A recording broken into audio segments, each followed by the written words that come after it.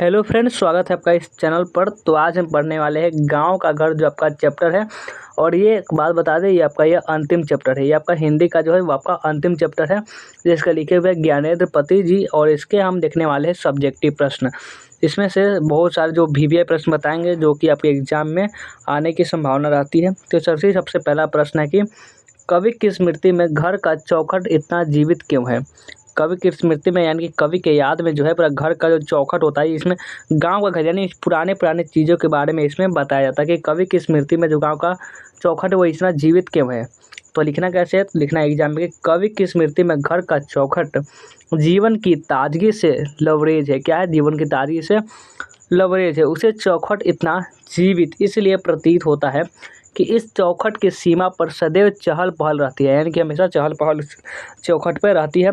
कवि अतीत की अपनी स्मृति के झरोखे से इस हलचल को स्पष्ट रूप से देखता है, अर्थात ऐसा अनुभव करता है क्योंकि उस चौखट पर बुजुर्गों का घर के अंदर अपने आने की सूचना के लिए खांसना पड़ता था। यानी कि जब वे घर में जाते थे तो पहले खांस कर जाते थे, क्योंकि वो बहुत सारे होते थे, बहू रहते थे, इसलिए खांस कर जाते थे तथा उनकी खर्राव की झटपट की स्वर लहरी सुनाई पड़ती थी। इसके अतिरिक्त बिना किसी का नाम पुकारे अंदर आने की सूचना हेतु पुकारना पड़ता था। यानी किसी न किसी वजह से कोई बच्चे का नाम हो गया, उसका लेकर बुला लेते थे, अरे ये सुनती हो, फिर वो अंदर जाते थे। इसलिए ऐसा चलता था पहले गांव के घर में, जो बताया गया है।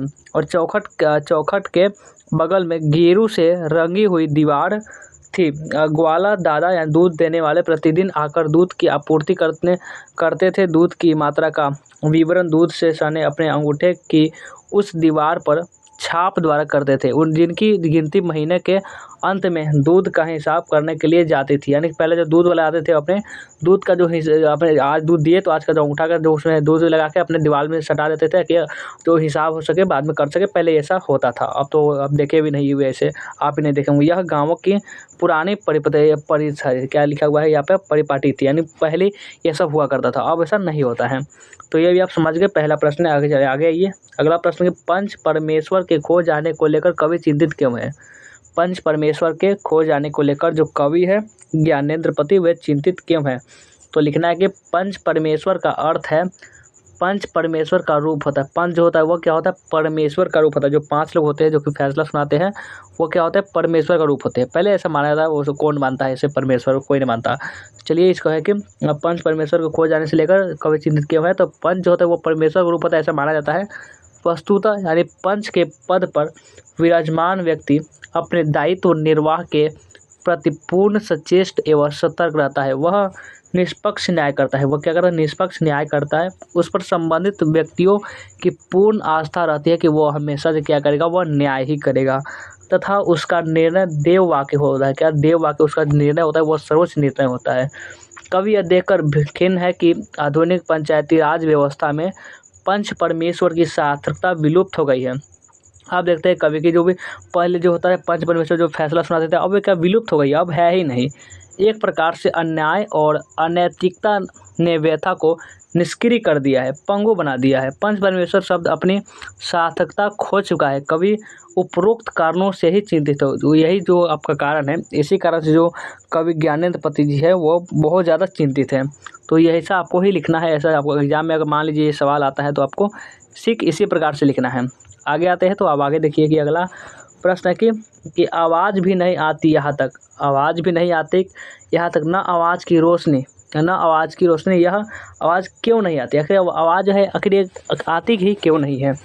तो लिखना कैसे है, आपको लिखना है कि कवि का इशारा रोशनी के तीव्र प्रकाश में ऑर्केस्ट्रा में बज रहे संगीत से भी रोशनी की चकाचौंध में बंद कमरे में ऑर्केस्ट्रा की स्वर लहरी गूंज रही है, किंतु कमरा बंद होने के कारण यह बाहर में सुनी जा सकती है। यह बाहर में सुनी जा सकती है। जो कमरा जो है बंद है, यानी दूर से जो ऑर्केस्ट्रा का जो आवाज़ होती है, इसके बारे में बात किया होता है। इसमें आप पूरे पढ़ेंगे तो आपको पता चलेगा। कवि का इशारा रोशनी के तीव्र प्रकाश में ऑर्केस्ट्रा के बज रहे संगीत, जो ऑर्केस्ट्रा में संगीत बज रहा होता है, से भी रोशनी के चकाचौंध में बंद कमरे में ऑर्केस्ट्रा की स्वर लहरी गूंज रही है, किंतु कमरा बंद होने के कारण यह स्वर में सुनी जा सकती है। कवि रोशनी तथा ऑर्केस्ट्रा के संगीत दोनों से वंचित है।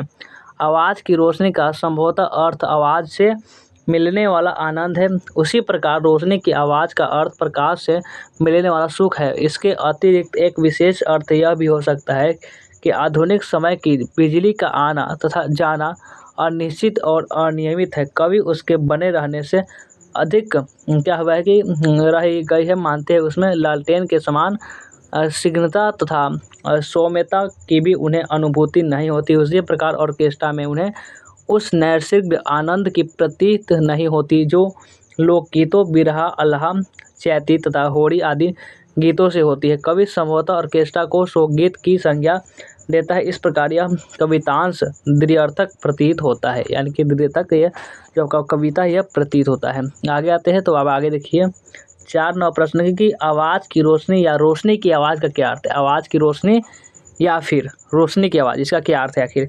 तो लिखना है कि उपरोक्त उक्ति कथन कवि की काव्यगत जादूगरी का उदाहरण है, उनकी वर्णन शैली का उत्कृष्ट प्रमाण है। आवाज़ की रोशनी से संभवतः उनका अर्थ संगीत से है। संगीत में अभूतपूर्व शक्ति है। संगीत में क्या होता है, वह अभूतपूर्व शक्ति है, ऊर्जा है, शक्ति है, ऊर्जा है। यह व्यक्ति के हृदय को अपने मधुर स्वर से आलोकित कर देता है। इस प्रकार यह प्रकाश के समान धवल है, क्या है, धवल है, तथा उसे रोशन करता है, क्या था, उसे रोशन करता है। रोशनी की आवाज़ से उनका तात्पर्य प्रकाश की शक्ति तथा अस्थायित्व से है। प्रकाश में तीव्रता चाहे जितनी अधिक हो, किंतु यदि उसमें स्थिरता नहीं हो तो अनिश्चित अधिक हो तो वह असुविधा एवं संकट का कारण बन जाती है। संभव है कवि का आशय यही रहा हो।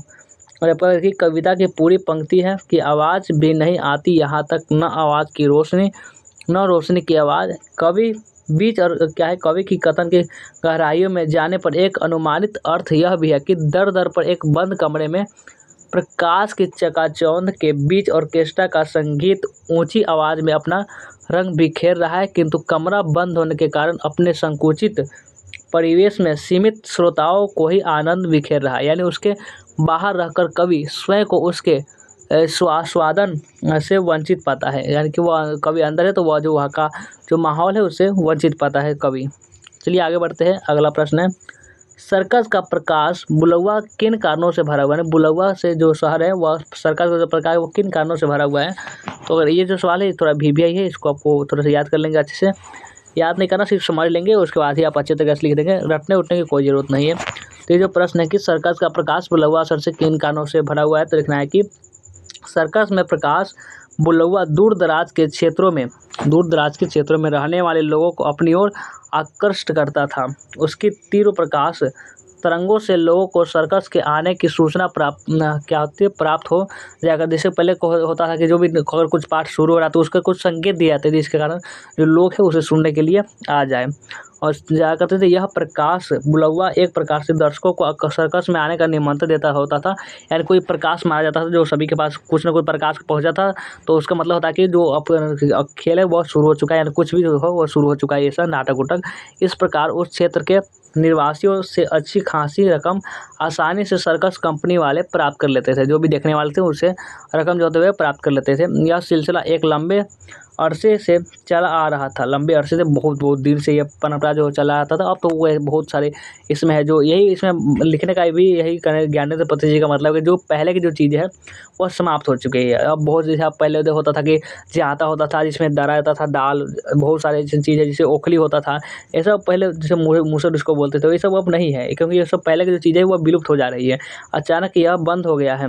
अब सर्कस का प्रकाश बुलौआ लुप्त हो गया है, कहीं गुमनामी में खो गया है। ग्रामीणों की जेब खाली कराने की उसकी रणनीति भी उसके साथ ही विदा हो गई है। यानी जो भी सर्कस के द्वारा जो भी लोग था उससे पैसा वसूल किया जाता था वो भी अब खत्म हो चुका है। प्रकाश बुलौआ का गायब होना भी रहस्यमय है। संभवतः सरकार को उसकी यह नीति पसंद नहीं आई तथा इसी कारण अपने शासनोद्देश में प्रकाश बुलौआ पर प्रतिबंध लगा दिया गया।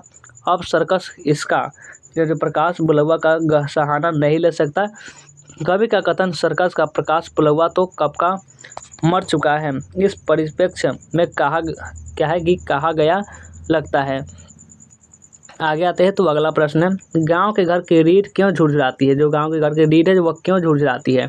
तो लिखना है कि कवि ने गाँवों की वर्तमान स्थिति का वर्णन करने के क्रम में उपरोक्त बातें कही है।